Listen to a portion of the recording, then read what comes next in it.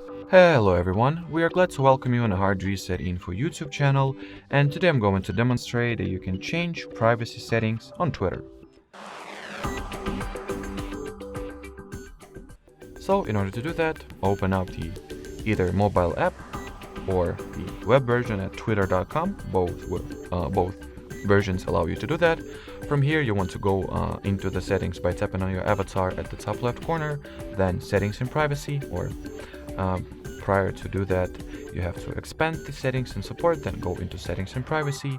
After that at the settings and privacy page, go for the privacy and safety, and over here you can change your privacy preferences, like for example content you see, so change what topics will be shown and what topics will not be shown, and interests, mute and block other users, change who can send you the DMs,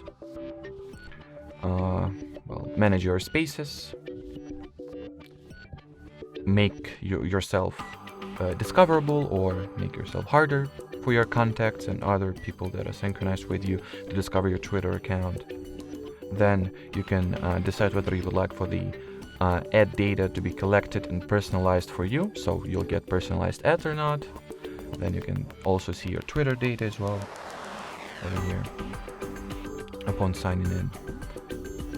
Change the invert identity preferences,